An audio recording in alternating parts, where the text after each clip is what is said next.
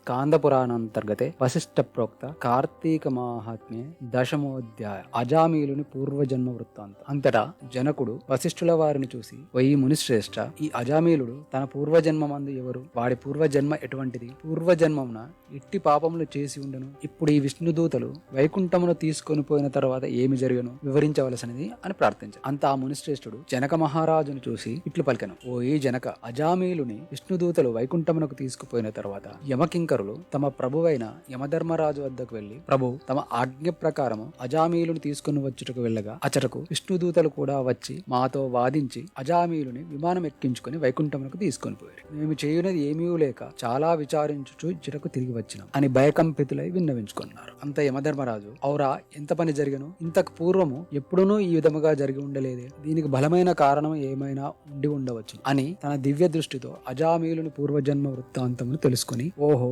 అది ఆ సంగతి. తన అవసాన కాలమున నారాయణ అని వైకుంఠవాసుని నామస్మరణ చేసి ఉండేది. అందులకు కాను విష్ణుదూతలు వచ్చి వారిని తీసుకుని పోయి, తెలిసి గాని తెలియక గాని మృత్యు సమయమున హరినామస్మరణ ఎవరు చేయుదురో వారికి వైకుంఠ ప్రాప్తి తప్పక కలుగును. కనుక అజామీలునకు వైకుంఠ ప్రాప్తి కలిగను కదా అని అనుకున్నాను. అజామీలుడు తన పూర్వజన్మలో సౌరాష్ట్ర దేశమున ఒకానొక శివాలయంలో అర్చకుడుగా ఉండెను. అతడు తన అపూర్వమైన అందము చేతను, సిరి సంపదల చేతను, బలము చేతను గర్విష్ఠి అయి శివారాధన చేయక శివాలయం యొక్క ధనమును అపహరించుచు శివుని విగ్రహం వద్ద ధూప దీప నైవేద్యములను పెట్టక దుష్ట సహవాసములకు మరిగి విచ్చలవిడిగా తిరుగుచుండేవాడు. ఒక్కొక్కప్పుడు శివాలయములో పరమేశ్వరునికి ఎదురుగా పాదములు ఉంచి పరుండేవాడు. ఇతనికి ఒక బీద బ్రాహ్మణ స్త్రీతో రహస్య సంబంధం ఉండను. ఆమె కూడా అందమైనది అగుటచే చేయునది ఏమీ లేక ఆమె భర్త చూచి చూడనట్లు ఉండి భిక్షాటనకై ఊరూరా తిరుగుతూ ఏదో వేలకు ఇంటికి వచ్చి కాలం గడుపుచుండేవాడు. ఒకనాడు పొరుగురు వెళ్లి యాచన చేసి పెద్ద మూటతో బియ్యము కూరలు నెత్తిన పెట్టుకుని వచ్చి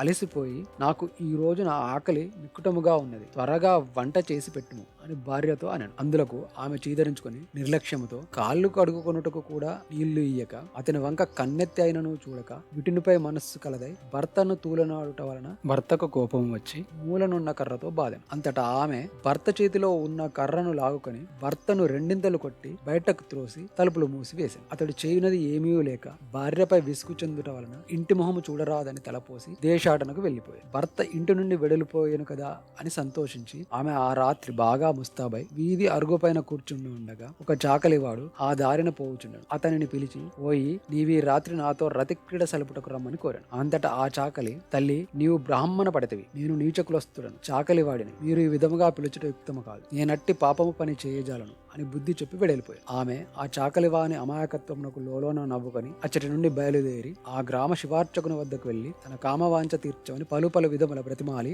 ఆ రాత్రి అంతయు అతనితో గడిపి ఉదయం ఇంటికి వచ్చి, అయ్యో, నేను ఎంతటి పాపమును ఒడిగట్టి తిని అగ్నిసాక్షిగా వివాహమాడిన భర్తను ఇంటి నుంచి వెడలగొట్టి క్షణికమైన కామవాంఛలకు లోనై మహా అపరాధము చేసింది అని పశ్చాత్తాపం చెంది ఒక కూలివాణిని పిలిచి కొంత ధనం ఇచ్చి తన భర్తను వెతికి తీసుకురావలసినదిగా పంపాను. కొన్ని దినములు గడిచిన తర్వాత భర్త ఇంటికి రాగా పాదములపై పడి తన తప్పులను క్షమించమని ప్రార్థించాను. అప్పటి నుండి మంచి నడవడికను అవలంబించి భర్త అనురాగమునకు పాత్రురాలాయను. కొంతకాలమునకు శివార్చకునకు ఏదియో వ్యాధి సంక్రమించి దినదినము క్షీణించి మరణించాడు. అతడు రౌరవాది నరకకూపంలో పడి నానా బాధలు పొంది మరలా నరజన్మ ఎత్తి సత్యవ్రతుడను బ్రాహ్మణోత్తమ కుమారుడై కార్తీక మాసమున నదీ స్నానము చేసి దేవతా దర్శనము చేసి ఉండుట వలన నేడు జన్మ జన్మముల పాపమును నశించడం వలన అజామీలుడై పుట్టెను. ఇప్పటికి తన అవసాన కాలమున నారాయణ అని శ్రీహరిని స్మరించడం వలన వైకుంఠమునకు చేరును. ఇక బ్రాహ్మణుని భార్య అయిన ఆ కామిని కూడా రోగగ్రస్తురాలై చనిపోయాను. అనేక యమయాతనలను అనుభవించి ఒక మాలవాని ఇంట జన్మించాడు. ఆ మాలవాడు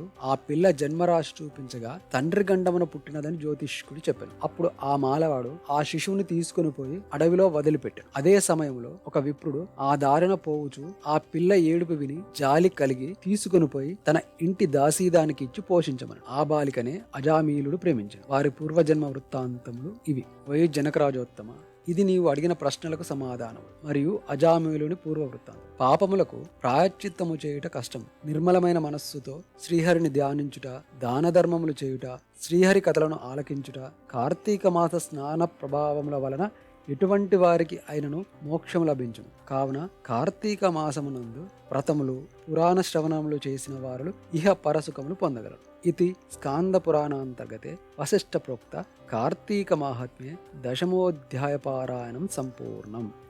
స్వస్తి. Thank you for watching. For more videos, like, comment, share, subscribe.